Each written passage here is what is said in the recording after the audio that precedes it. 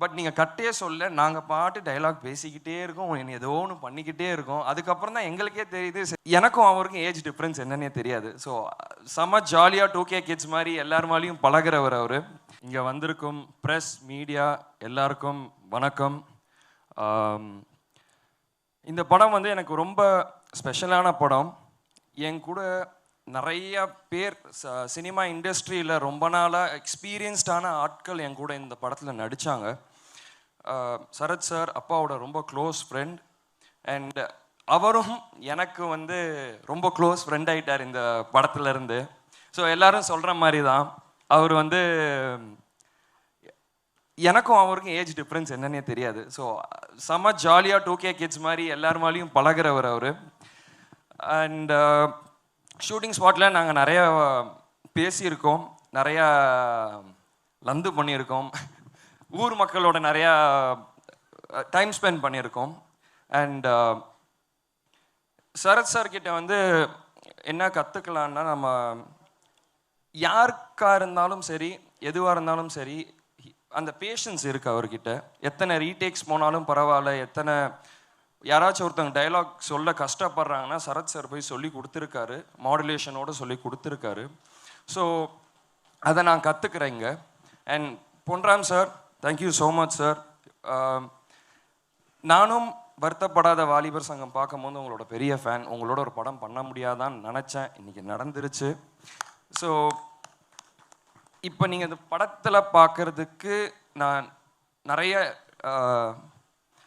Reaction வைஸாக இருக்கட்டும், இல்லை காமெடி வைஸாக இருக்கட்டும், பொன்ராம் சார் தான் அதை வெளியே கொண்டு வந்தார்.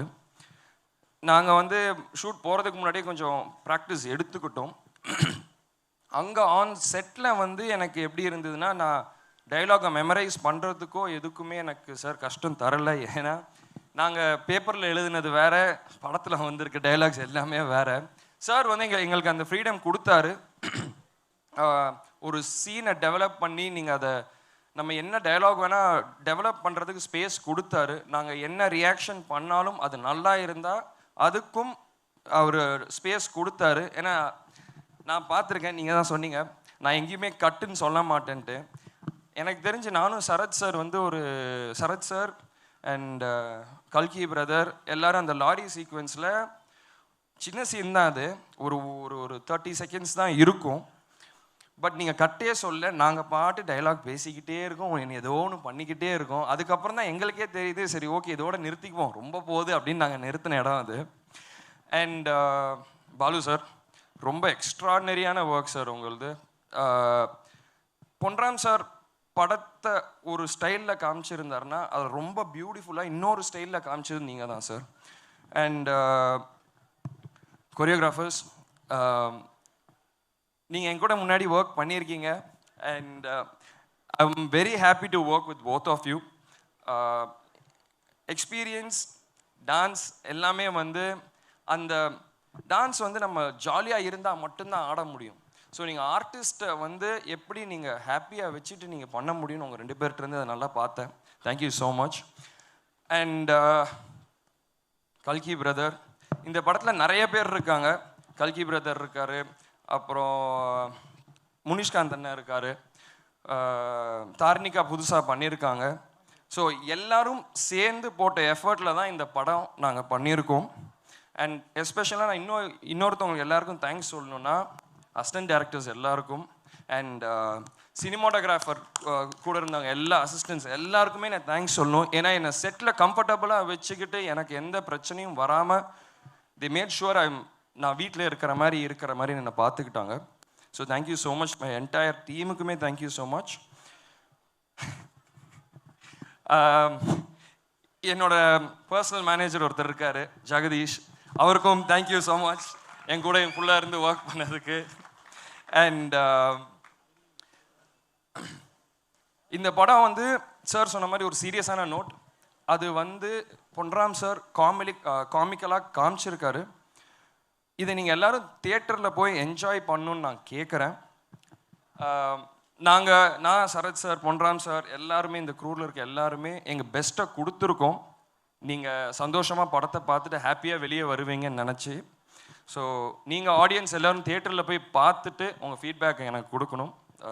நன்றி, வணக்கம். இசைஞானி அவர்களும் இசை இளவரசர் 2 பேரும் சேர்ந்து பாடுறது அந்த மாதிரி அண்ட் அவருடைய இசையிலையும் நடிச்சிட்டிங்க, இவருடைய இசையிலையும் நடிச்சு, இப்படி எக்கச்சக்கமான விஷயங்கள் கொடுத்து வைக்கப்பட்டிருக்குங்க. அதை பற்றி ஏதாவது மியூசிக் பற்றி? நான் அதுதான் நான் நிறையா பேசணும்னு வந்தேன். நான் என்னெல்லாம் வச்சுருந்தேனோ எல்லாருமே கொஞ்சம் கொஞ்சம் சொல்லிட்டாங்க.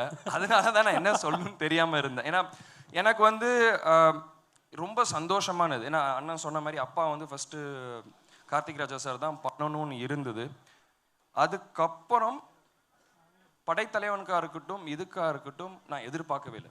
இளையராஜா சார் தான் எனக்கு அதுக்கு மியூசிக் பண்ணுவார். ஸோ அவர் அந்த படத்துலையும் எனக்காக பாடியிருந்தார். அண்ட் இந்த படத்தில் முகேஷ் சார் வந்து எனக்கு சொல்லும் போது யுவன் சங்கர் ராஜா தான் பண்ணுறாருன்னு சொல்லும் போது I felt very happy. It's a special moment. எனக்கு தெரிஞ்சு தமிழ் சினிமாவில் என்னை தவிர அவங்க ஃபேமிலியோட எல்லாரோடையும் ஒர்க் பண்ண ஆர்டிஸ்ட் யாரும் இல்லைன்னு நான் நினைக்கிறேன்.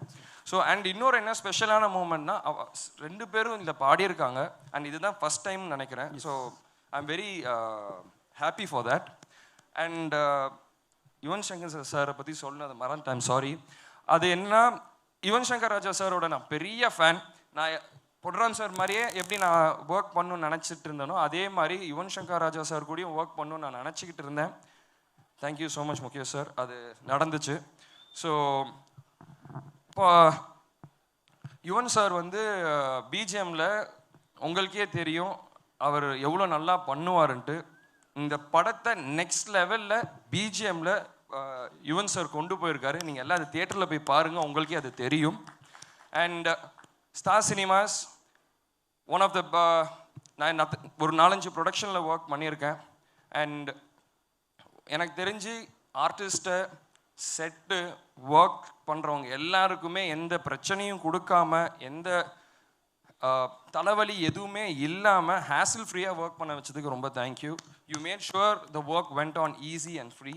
ஸோ அதுதான் ரொம்ப முக்கியம். ஒரு சினிமாவுக்கு எந்த பிரச்சனையும் வராமல், ஒரு டென்ஷன் இல்லாமல் போகிறதுக்கு ப்ரொடக்ஷன் தான் ரொம்ப முக்கியம். Thank you so much for that.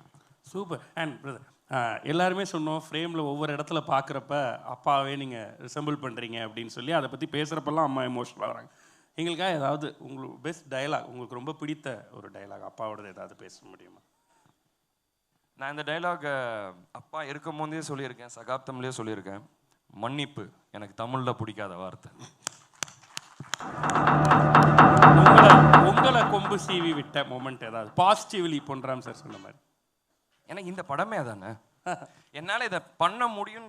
Ponram sir தானே கொம்பு சீவி விட்டாரு.